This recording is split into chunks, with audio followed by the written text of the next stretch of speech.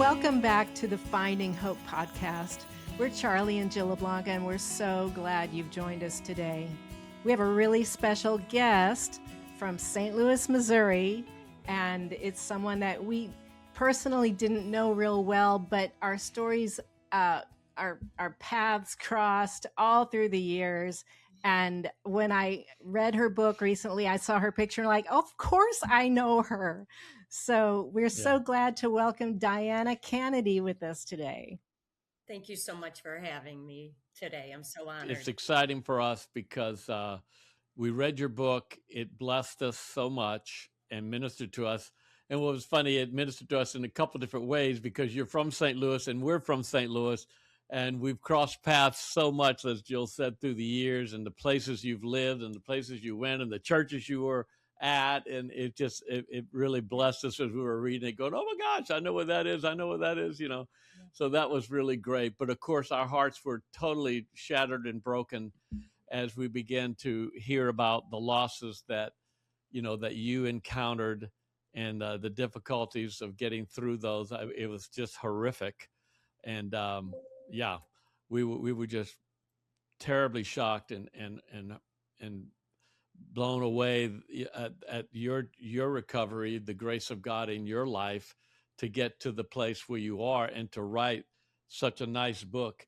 And we might want to just show that book right from the top, just so everybody, our audience, can know this is a book by Diana Kannady, and we highly recommend it. Jill and I, for those who are only hearing it by audio, it's a great book, and you can find it on Amazon at Diana, or go to her website, DianaKannadyAuthor.com. I'm going to spell that out. I know we'll do this a lot more later, but for those who are just listening by Spotify or by Apple Podcast, it's DianaKannadyAuthor.com. That's DIANA.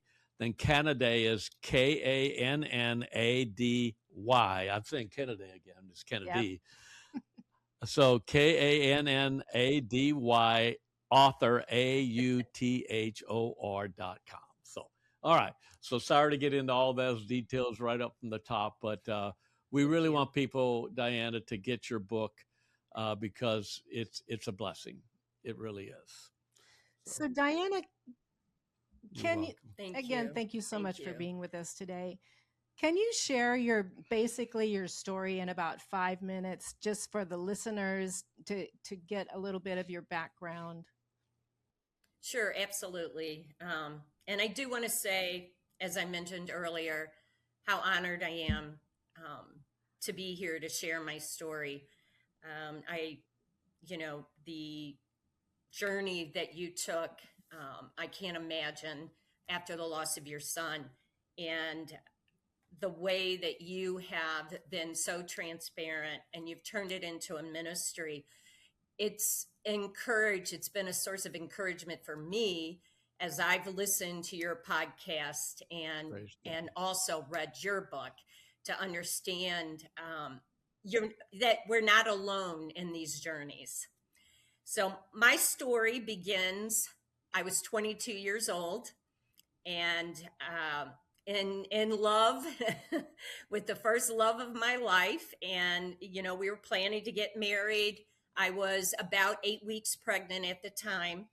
And unfortunately, he was murdered. I was the only witness to that incident. I was left alive by the grace of God. And, had a series, thus began my first, why questions to God. Why him and not me? Why did this happen? And then, of course, how am I going to move forward? A single parent, a child that will never know her father. It turned into, I had grand jury hearing. I had the trials. I had, dealings with a prosecuting attorney. Just not something that a 22-year-old typically has to walk through. But I had faith, from my early days. I just always had a connection to God. It's hard to explain, but I just knew that he was going to get me through it.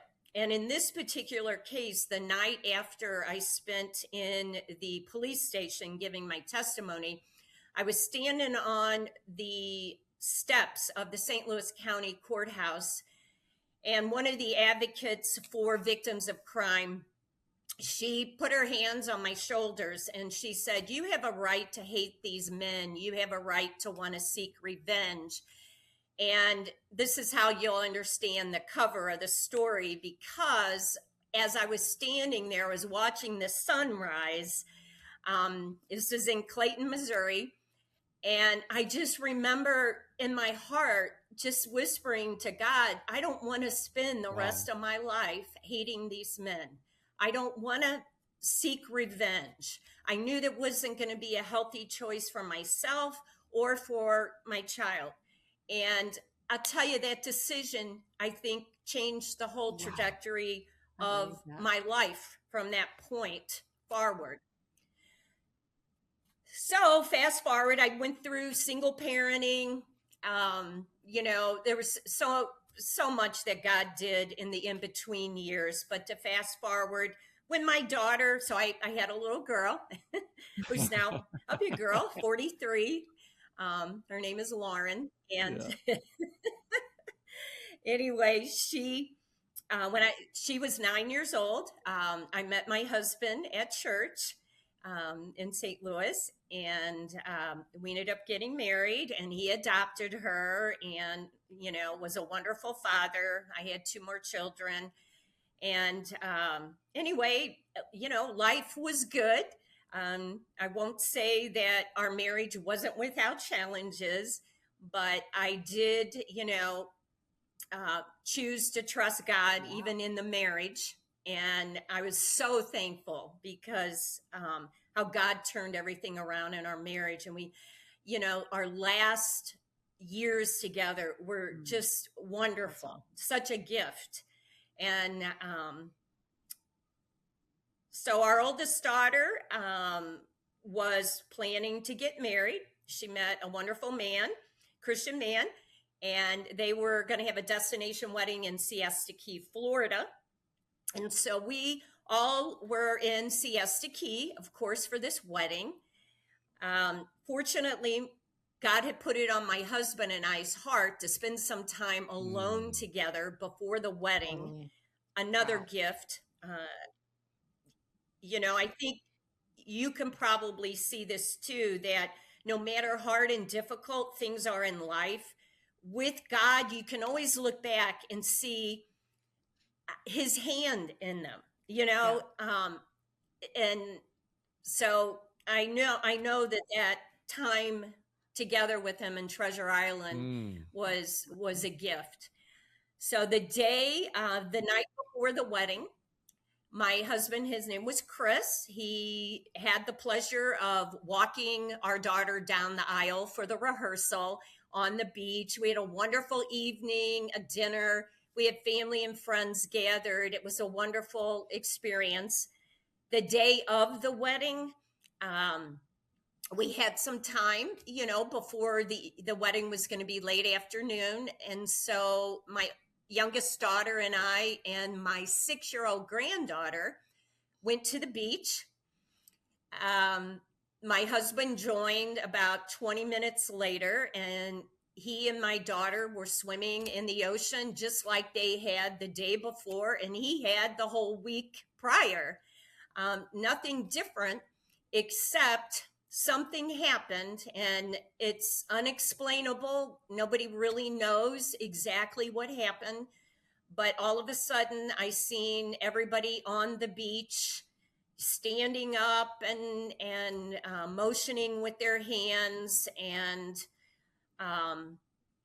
my daughter was drifting toward the shore, and he was just staying in one place. And I realized, I said, something's not right.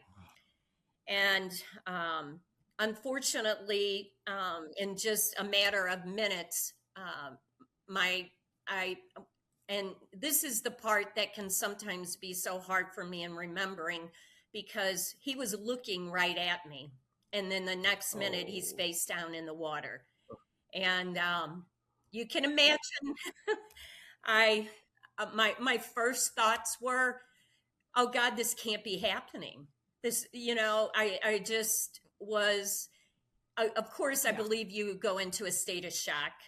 I just thinking, and that's, started some of those why questions, why on my daughter's wedding day, she's losing her adoptive father. She'd already lost her biological father. The timing, um, you know, I didn't really understand, but again, God was there, and we made a decision, my daughters and I, that I think a lot of people can't believe that we did. And we went through with the wedding that day. The wedding was about 3 hours or 4 hours after his passing. And he did actually pass away on the very beach where she was going I don't know how to you did be that, married. except God's grace. But, you know, the grace of God, because I did not want that day. I didn't want the devil. He's the one who comes to kill, Right. steal, and destroy. And I thought, I'm not going to give him the opportunity to make this a double Yeah. tragedy. And I knew how important this was for my daughter, and for my granddaughter. And I'll tell you, we were surrounded by beautiful people who orchestrated the most incredible wedding venue. And sorry, my screen just went silent for a second. Anyway, the next day, the wedding and reception went off beautifully. You'll have to read the book to understand more details, but the next day I was sitting in the Tampa airport, and I received a phone call from really good friends of ours that were missionaries in Alaska. And what had started to seep into my spirit and my emotions was anger. I'm leaving my husband in a morgue in Sarasota, Florida. It was an open police investigation. I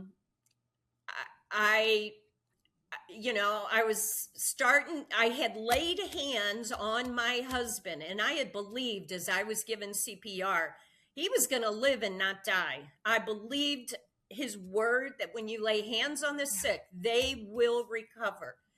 And when that sheriff came to us and told us that all efforts had been exhausted, it's hard. It's it's really hard. But my friend told me that day in the airport, she said, Diana, you're going to have to make a decision right now. You're either going to trust God or not. And I chose again, like I had years before on the county steps. God, I'm going to choose you over anger. And the rest is history, because he is faithful. Wow. He is faithful. Well, it's an unbelievable story, and we did read the book, and yeah, you just gave a snippet of it, but we can't even imagine. We can't even imagine the trauma of that moment, and like Jill said, the strength to go on through with the wedding. But I understand that, because you just had to slap the devil in the face and not let him totally ruin your daughter and your granddaughters and all the guests and everything there. So you did the right thing. But man, and to choose like you have, to choose to not be embittered to the first men that murdered Woody and your husband to be, and then also now on the wedding day to choose in the airport there that you wouldn't let anger overtake you. That's beautiful. Yeah. Absolutely. My own experience was so opposite of that. And I just honor you for even thinking to welcome the Lord into your pain to help you to choose joy. every day, because I don't think I even went there in my mind, to welcome God in for anything. I was mad at God. I was I I didn't think he wanted to help us do anything, because where was he when, our son just died after we'd been standing and believing and all that. Right. So I mean, that was really beautiful, the grace of God that was poured out on you to be able to make a commitment to choose joy every day. And I know it wasn't always easy, and it probably sometimes was on the back burner by the things that you walk through when you're going through the whole journey. But can you explain, share a few instances of what were some examples that you had to choose joy? Can you think of just some things you were walking through, and the Lord helped you specifically with certain instances?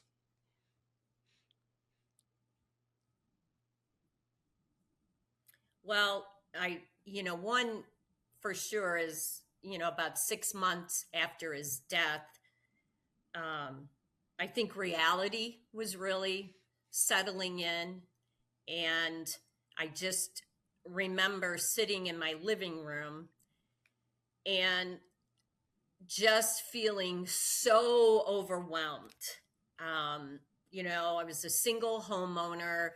Um, I felt like my family had been looking to me, and all of a sudden, you know, I hit this point, the lowest point I ever hit, where I can honestly say, and I'm Thank going to be you. so truthful here, that I can understand now that when a person thinks of suicide or ending their life, they're not thinking about their family, or it's not a selfish decision that they're making. The only thing on your mind at that point is you want the pain to end. The pain had become so heavy and so overwhelming that even my physical body, I hurt everywhere.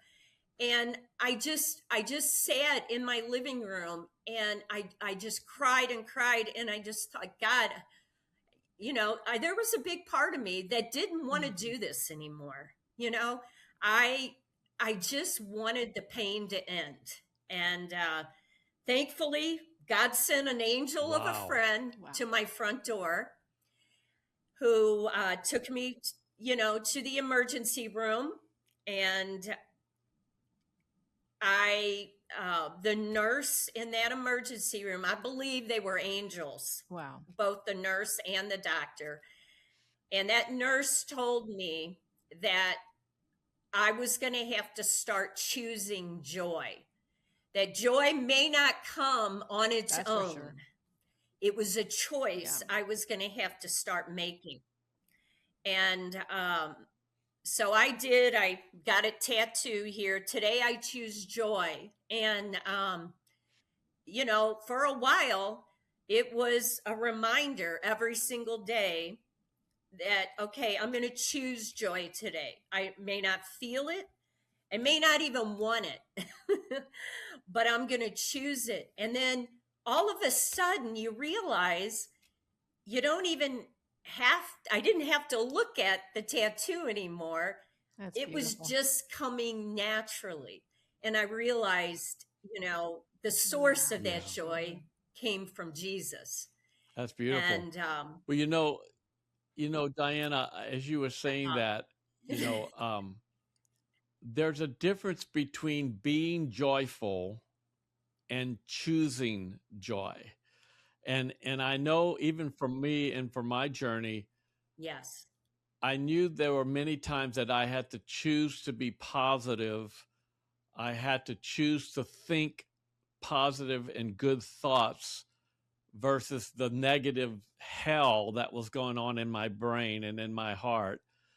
But even at doing that, choosing it, there was there was difficulty to maintain it, and there was a spiritual battle to get it there. So I appreciate you being so transparent about that moment and that difficulty, because we've all been there, those of us. And I'm telling you, there are people that are listening right now that have lost their husbands. We have so many friends who have lost their husbands, and they have, many of them are ministers' wives, and they have to put up a good front in front of their friends and people and so forth. But when you get home and you're all alone and the house is empty, and the reality, like you say, sinks in, boy, it's a battle. It's a major battle. And I think you being transparent like this is so helpful for them, because they, Absolutely. like we talked a little bit before we started recording,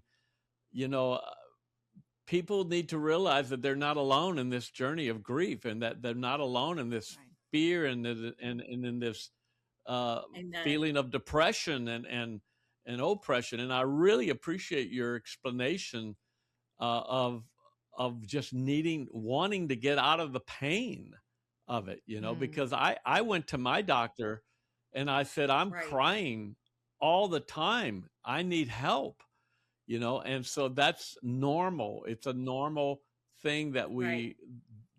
thus of us who have had traumatic losses, it's a normal thing. And I think I appreciate you being so transparent about that. Yeah, Yeah. for sure. So Absolutely. Thank you.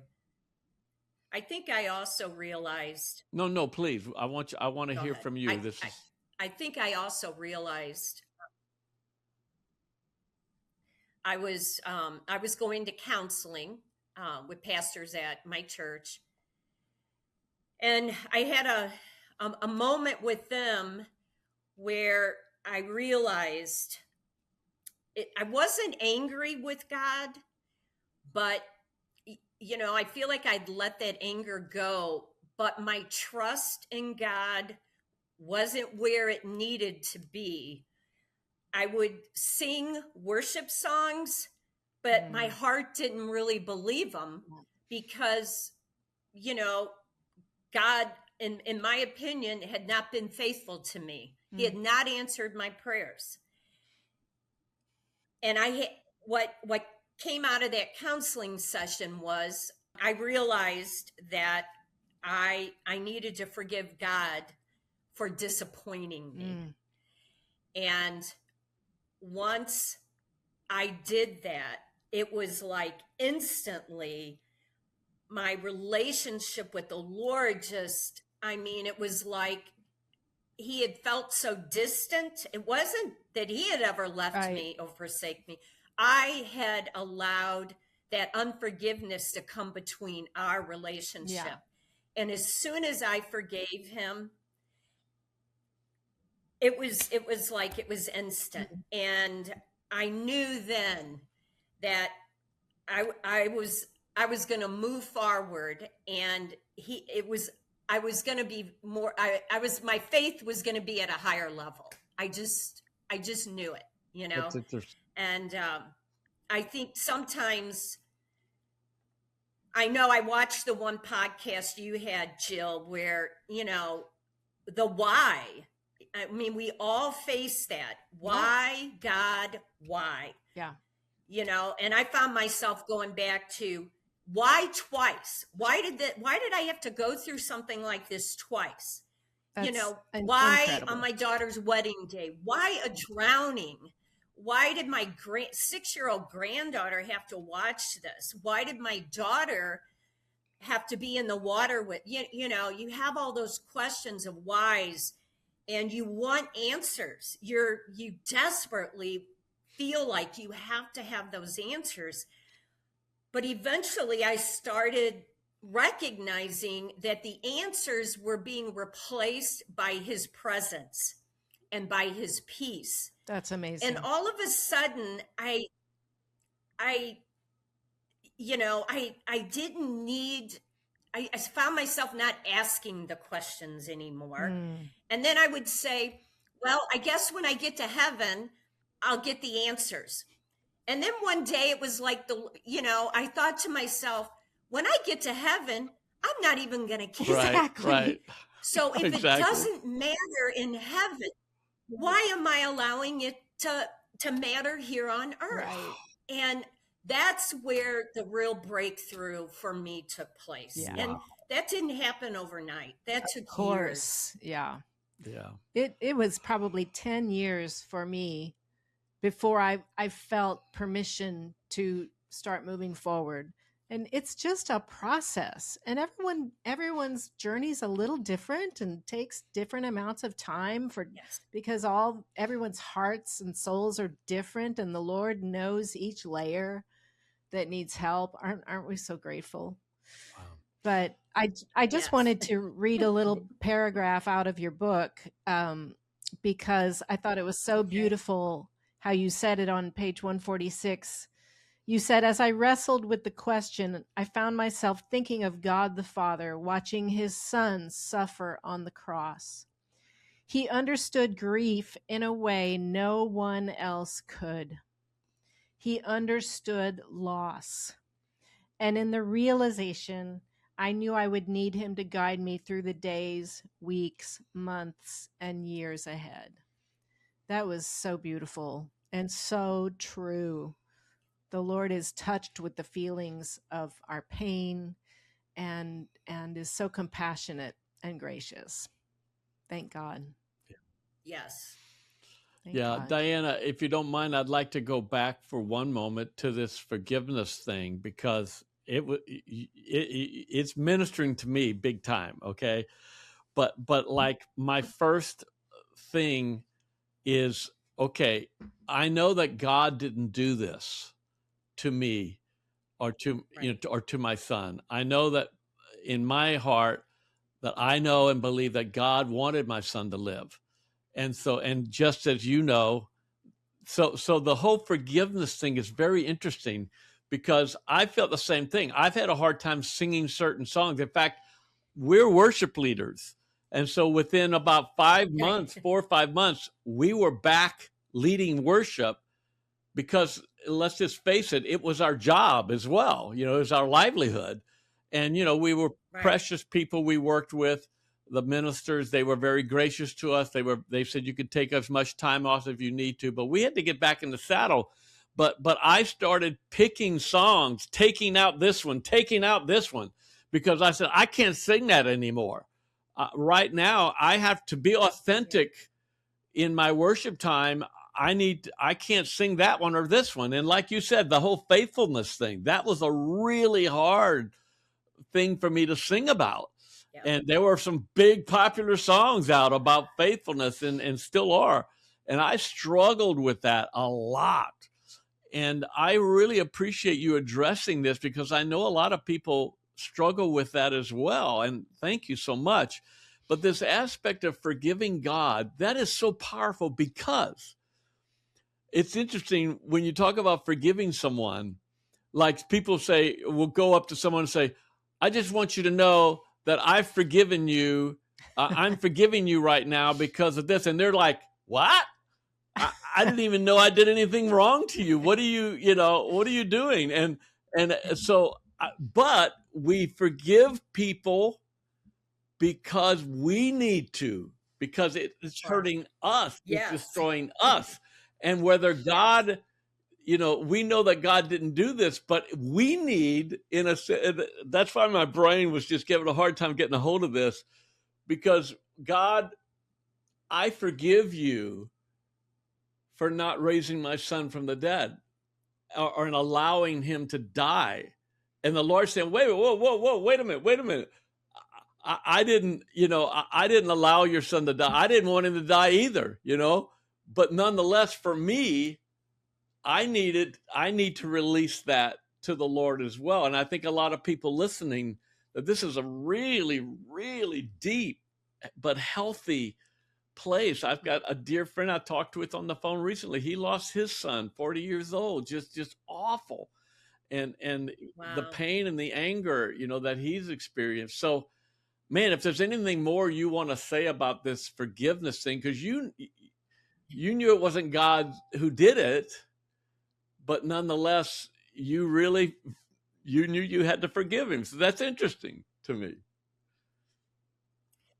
Well, yeah, because it was the reality is I was disappointed in God, Of course. Of and course. um, it broke my heart. I actually found myself more heartbroken over that and the feeling of being separated from God. That heartbreak was almost worse than what I was experiencing with the loss of my husband, because I thought, now I'm really alone, even though he never left me. But I put myself in a position of feeling extreme loneliness because I put that barrier up. And once I forgave him, like you said, we do that for ourselves. Even though the Lord was always right there with me, now I could receive him. And, it by faith, and my trust in him began to grow again. Wow. And suddenly the songs that I was singing, because worship is my lifeline. And I know the song, The Goodness of God. I can't sing that song without crying.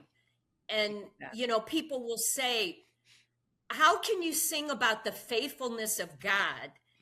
And I'm like, how can I not? I am who I am today. I'm standing here and have joy in my life. I have a good life, and it's because of his faithfulness. Yeah. But love it. I do think, we have a responsibility in the choices we make and being honest with God. He wants to hear our whys. Yeah. Those don't mean you lack faith. They mean that you're human, and he expects those. And I think once we learn, and anybody who's walking through a loss, they can get real with God about those questions. God wants to, those are really, to me, those are cries to heaven. Yeah. Yeah. And just love it. I just love it, Diana. I just love that you're addressing these issues. Thank you so much. It's funny you say this about the why, because Jill and I were talking a little bit about that this morning, because I've heard some preachers and ministers say, don't ask why. And I've got a lot of friends who have lost loved ones, and they've said, I'm not asking why. I'm not, it's between, I'm all right. Just trusting. I'm trusting. I'm going to trust God no matter what, which is beautiful. And I understand that. And I think that we can get caught in a bad place if we're just constantly saying why, how, what, what. And that's what you're saying, is that we get caught in that. But I heard one minister say this, and he said, Jesus on the cross said, my God, why have you forsaken me? And this one minister said, hey, asking why is okay. You don't want to get stuck in it.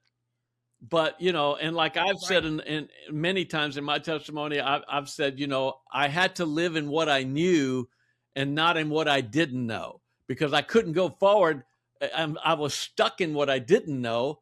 It was paralyzing me.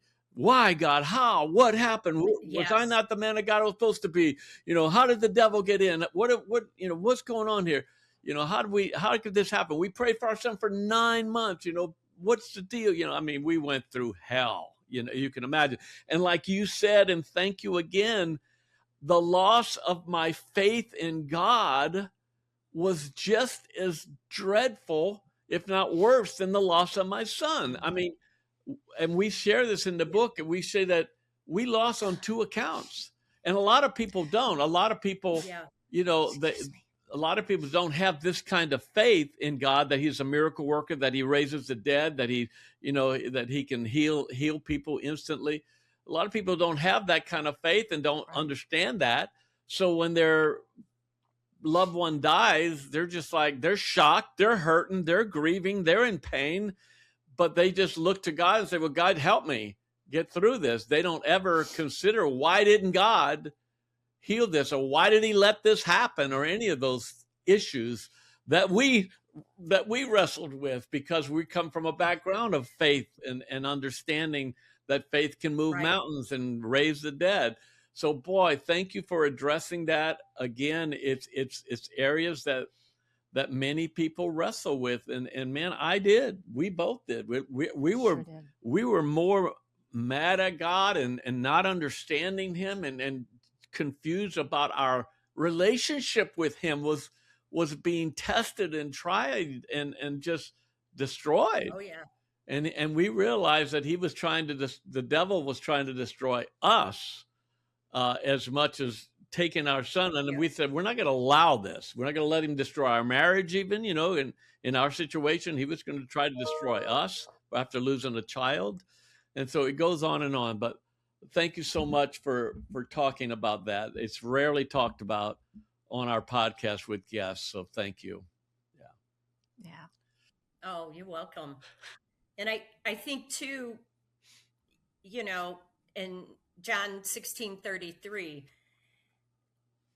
we know that we will face tribulation as believers. Not a maybe. We know, but he says, be of good courage, for I have overcome the world. And I took to heart what that meant to me. So good.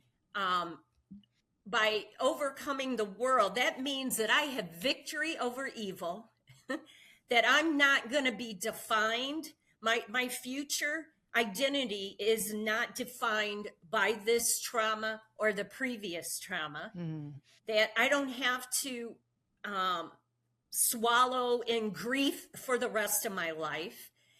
That's, because of what Jesus did on the cross, he's overcome all of that.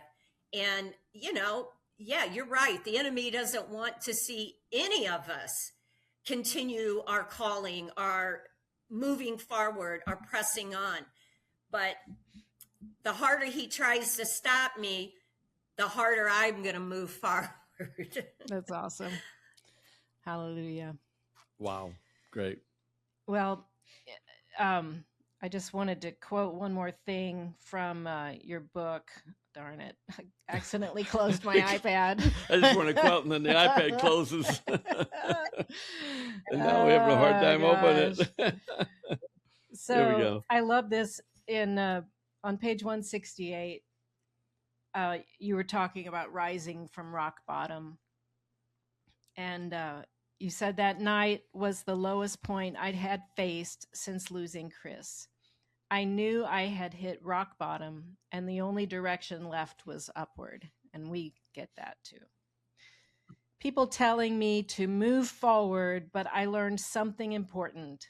You can't rush a grieving heart. That is profound. Oh my goodness. It's just so powerful. And it's so true. Boy, as you know, we wrote about that in our book too, a whole chapter on moving on, just move on. People just want you to get over it, right, and, bring back the old self, where the old Diana's gone. We miss Diana, she's different now, but it's just, we're a new person now because something traumatic has changed our life. But we can't rush the process, and everyone's process is a little bit different. Right. And we just want others to understand that. Right. And so I just, right. Give them permission. Mm-hmm. Yeah. Yeah. It's like, give them permission to grieve their own way and in their own timeline. Exactly. And let God be the one who steers that timeline. Yes. And not feel like, well, that one seemed to move on a lot faster than I've been able to. You can't compare yourself to You anybody else. can't. You just have to keep going and just let God bring you Yep. along. And for some of us, like me, it took a little longer. And for other people who seem to get through a little faster. But, we just have to stay close to the Lord and let him do it and not rush the grieving heart. That was Beautiful. Beautiful statement. Yeah. Thank you. We just we have to give ourselves time. There's a statement that one pastor shared with me. I was on the phone with him. He was from Australia, and he had lost 2 children at 2 different times, and he was broken. And he was ministering to me, and he said these simple words, Charlie, be kind to yourself. And something about that really helped me, because I think, that was, in a sense, giving myself permission to heal and to take time to heal and to take time to grieve. Yes. And that it was okay for me to be kind to myself, even to the place of, you know what, I don't really want to go do this today with everybody. They're going to be all happy and they're going to be joyful. And I don't feel that today. I don't want to get in that environment. And, there were times, honestly, at St. Louis Family Church, where I came and I sat with my hands in my pocket doing work. Here I am, the big worship leader, and I'm sitting here with my hands in my pocket. And the music starts, and I just sat there and closed my eyes, and it washed over me. The worship and the praise just touched me deeply. I didn't have the strength to open up my mouth at that time. I don't know how I made it to church that morning, but I did.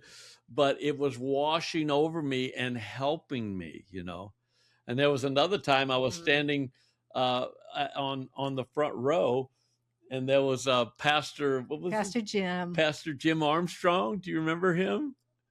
Oh yeah. Precious. Oh yeah. And so he's standing right behind me, and again, I've got my hands in my pocket, and Pastor Jim, in his sweet, only he could do it, his sweet way, he was behind me. He grabbed my elbows and pulled my hands out of my pocket, and he lifted my elbows to worship the Lord.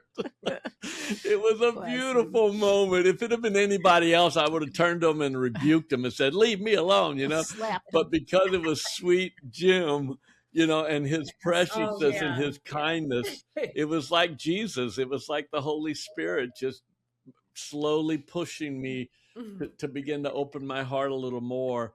And those are precious moments. But man, to give yourself time to get better. I've often said Jesus heals broken hearts.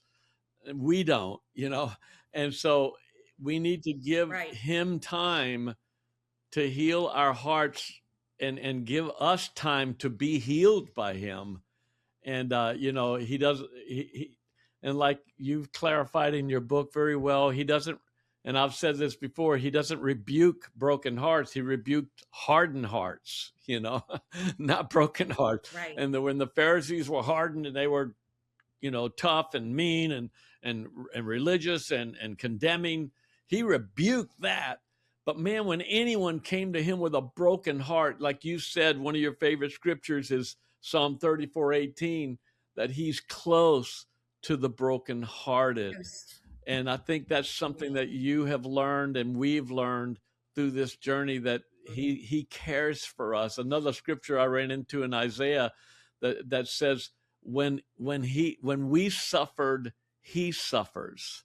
When Israel suffered, he suffered. Yes. And I think it's just a beautiful thing to see Jesus in light of the fact that he wept at the tomb of Lazarus because he saw Mary weeping, he saw Martha weeping, he saw the Jews weeping, and he wept with them. And the Lord spoke to me that he weeps with us as well, and he suffers when we suffer. And so he's close to us. Can you maybe talk more about just your journey of healing and how he layer upon layer, little by little, that you got better? Yeah, as you were talking, I felt led to just ask this question. Do you feel like there's a difference to being healed and still grieving? Being healed and still Because Still grieving? grieving. Wow, I've never thought about that. So I believe I believe that I'm healed. However, I do still have times of grieving. The loss, not just the loss of my husband, the loss of my marriage, the loss of my family dynamics. Yeah. Nothing's the same. Right. And I miss it, you know? Yeah. But I believe that God has healed my heart, but I still believe I have permission to grieve. Absolutely. And probably will until I take my last breath. I agree with you. You know, because Yeah. there's going to be those instances. But I think healing came in a number of different ways. I think I say in my book, I talk about how grief can isolate you, but community rescues. My church family became my biggest community, where I found my greatest support. And, you know, it started with just one or two people, and then it's grown, and it still is. It's my family. And I think that is so important when you're grieving. You, like you said, you don't know how you made it to church. Well, but you did, and you take those steps, and you stay in church, you stay connected to your community at church. And that was a huge part of my healing. Yeah. And of course, you know, my pastors and everything associated with my church. That's probably the biggest way. And of course, staying in the Word and as close to Jesus as I can. Yes. Well, that's beautiful. That's some great advice. I know that a lot of people that have been through losses have separated themselves, and it's understandable, because hardly no one understands your pain. And so as a result, they say stupid things, as we said so often. People say the wrong things. Oh, praise the Lord, at least it's in heaven, and all of these kind of things. Yeah, he's in a better place. Yeah, better. But oh gosh, we have the list a mile long, don't we? But yeah, it's so many people say the wrong things, so it's so easy to try to stay away from those crowds and stay away from those people that are going to wound you, that are going to hurt you. And I've often thought about healing the broken heart. My heart is being healed by Jesus. Don't you mess with it. It's a holy thing. Don't try to come in and try to tell me I need to do this now, and I need to be better, or you should be over that by now. Listen, that's a holy thing between me and God right now. He knows my pain. He understands my pain, and he's helping me. I'm getting better every day. I remember thinking all this in the early days, but don't mess with it, and don't ruin it, so you do the loving, I'll do the fixing. You've heard me say that in my book, just you do the loving, let God, handle the rest of it. But yeah, community is important. And we talk about safe friends in our book. It's like just good people that understand that even if they don't understand, they don't say the wrong thing. They at least sit there and listen and cry with you and just support you, let you talk, let you grieve, let you spill your guts without condemning you. I had a close friend yesterday just called me, and he lost his son, and he also had another terrible loss recently. And we talked for over an hour, and he just said, Charlie, thank you for letting me just vent and just spill my guts, And I said, man, anytime, I get it. We need that. We need places that we can visit and talk with people. But I do know a lot of people that have separated themselves from church and from community. And it's really, really been hard, because where do we go? How do we get any kind of help if we don't have friends, at least, that understand? Yeah. Yeah. And so sad when Yep. people don't even have a church that they can find safe friends in. Mm-hmm. Like a friend of mine lost her husband, and it was as if she became invisible. And so the people just didn't reach out to her. They didn't acknowledge her pain. And it was just so weird. So she stopped going, Yeah. but there wasn't really anywhere else she could go in that town. Yeah. So that's a challenging thing. Yeah. And so what a blessing that you have what you have there at the church. Yeah. And Yeah. it is a family church.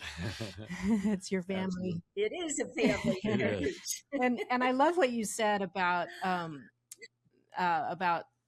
your heart being healed, and yet can you still grieve if your heart is healed? That's interesting. I absolutely agree with you, because I don't think grief is something bad.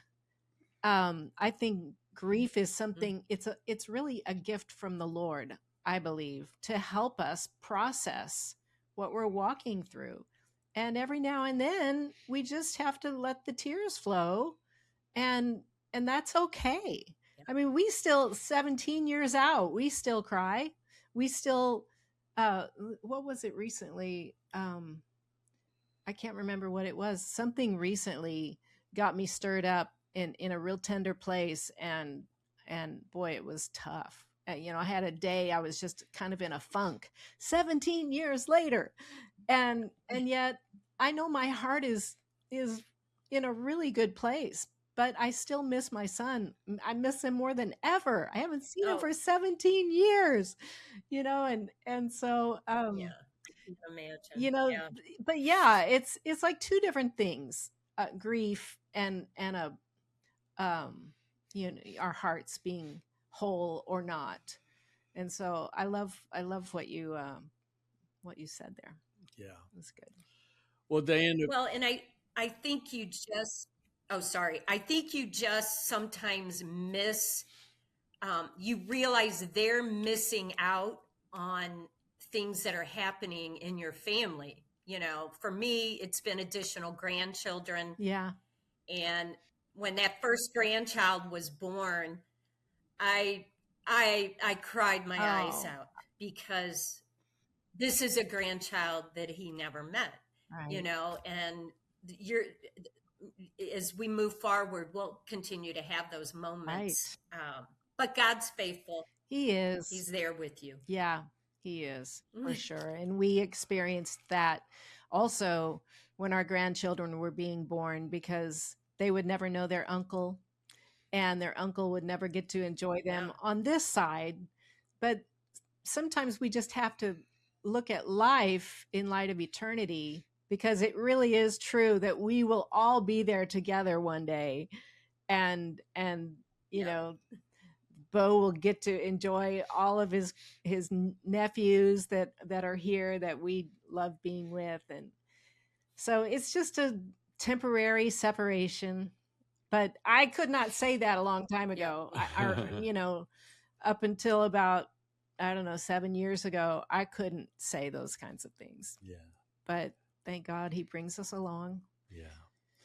Well, Diana, it's just been amazing. And we just highly respect you and the gift of God that's on you in your writing ability and your articulating what's going on deep inside of you, and the journey that you've been in and through, and being able to articulate some things and some healing processes that you've been through. It's been absolutely amazing. And I know we could talk for another hour, but I just want to encourage people to get your book, of course, and to just really, go on Amazon and get The Story Behind My Praise, and Diana Kannady, author.com. But just go, and you can go on Amazon and find it pretty easily, I think. Yeah. So, but Diana, we do, although the time's ticking on, we do want to give you the last word. We want you to just share, maybe there's a lot of things that you wish you'd have had time to share. We want to just give you that time. Don't feel like you have to rush, but we want to just release you to just share whatever you have on your heart, and then minister directly to people if you want to. But yeah, I'll let you close out, and then we'll do a final official close. But yeah, I want to give you some time here if you have any more on your heart. Well, I think, I was asked, what made you write the book? I kind of felt that there was a story. I wasn't sure what that story was supposed to be or what it was supposed to look like. And, for several years, I tried to write it. And I think the important thing was I needed to heal first before I could really be a beacon of hope for anybody else. Right. But it was the Lord showing me. It was actually a woman at church took me out to lunch one day, and she said, I want to hear your story. And she put her hand on mine and she said, Diana, you need to write this book. She said, there are people out there that are going to need this when they lose their spouse or a loved one. And she was concerned about her spouse going first. We know in every marriage, one is probably going to go before the other, and one of you will face it. And she was, and then I started praying, and it was like God was saying, this really isn't your story. It's not really about what happened to me. The focus isn't so much on my loss. It's his story. It's what he did through the loss. Yeah. It's how he brought me through. It's how he gave me strength. It's how he helped me, as a single mom, and how he orchestrated divine appointments through my life, and knew that, I never knew I would go through it a second time, but he did. And so he made sure that I was ready to face that second tragedy by ensuring that when I backslid or whatever, I was going to get back on track, and I was going to be prepared, because he knew that he was going to be able to use me to testify to his faithfulness and his goodness. And I believe every person has a story in their heart, whether or not you're called to write it. But I believe, we need to share our testimonies. That's how we encourage each other and build each other up. And I've had a person tell me, why are you using your husband's death to help people? Okay. My husband was a servant. He would help anybody. Everybody that knew him knows that. And I just know from heaven above that he is thrilled that in his death, he's helping touch people's lives. And I'm just thankful that God allowed me to be the vessel to write the story. And right now I'm actually starting to meet with people who have stories in their heart and they want to share their stories. And so I'm starting little Zoom sessions to help them get started on their journey. That's so great. You learn through the process. The writing process and you probably experienced this, it really brought you to a place of greater healing. Because I realized I still hadn't completely healed from the first tragedy until I started writing about it. And you talk about the way the book is written. I kid you not, that is the Holy Ghost. I have had more men say to me, you wrote a book that's easy for us to read, because I didn't want it to be just for women. We all experience loss. And when it first came together, I thought, this is kind of strange. It seems broken up, but I went with it. And that has been one of the biggest compliments that I've received. That's so cool. Is that it is an easy read. Yeah. So my heart, and what I hope anybody who listens to this knows, is that you're not alone. You're not alone, and don't be afraid to ask those hard questions to God. He's big enough to handle them. Yes. And he'll meet you right where you're at. Yes. And always choose him. Choose him in every circumstance. And I promise you, your story will impact others' lives just like ours has. So thank you. I am so honored to have had this opportunity. It's been a blessing to me. Thank you. Praise the Lord. Well, thank you for sharing your time with us. I know that this has been a ministry to a lot of people that are listening. So praise God. Absolutely. Only the Lord can turn our tragedy into ministry to others, to help other people, and continue to help us. And He's so faithful. Yes, yes. Yeah. Yes, he is. Well, thank you, Diana. Thanks for being, I've said it all already. Thanks for being so transparent. Thanks for being honest. And, I think about the psalmist David. He was just as honest as he could be with God about his pain and his heartache and his fears and his concerns. And where are you, God? What happened? And yet, he always turned it around. But I know you're near me. I know you're here. Why so downcast, oh my soul?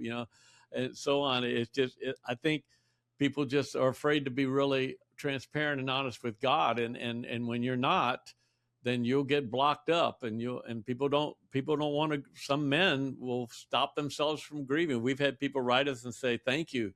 Now I can finally start grieving my dad that I lost 10 years ago, stuff like that. So I know your book is going to help hundreds of thousands, and anything we can do to help promote it, we will. And wow, it's just, and you're just very gifted and articulate to be able to help people in this area. So we're just rejoice over that God has you in the field of grief to help others as well, for sure. God bless you. Well, thank you. And same with you. Thank you. Well, it's an honor. I was just going to say the same with you. Yeah. I just want to give you guys a hug. I mean, seriously. Virtual hugs. Well, God bless you. And we'll hopefully we'll run into you next time we're in St. Louis. And God bless you and your children and family and grandchildren. Wow. It's beautiful. We have 4 grandsons ourselves and 2 daughters here in Jacksonville. So it's a great help to be surrounded by them. That's for sure. We love it. So, I'll let Jill close it out. Praise the Lord. Thanks everyone again for joining in and listening. I know that you were blessed, and there will be the links below where you can find Diana and find her book and our book. And we just want to be a help to you in your journey. So thanks again for joining us in the Finding Hope podcast. And God bless you. Have a wonderful day.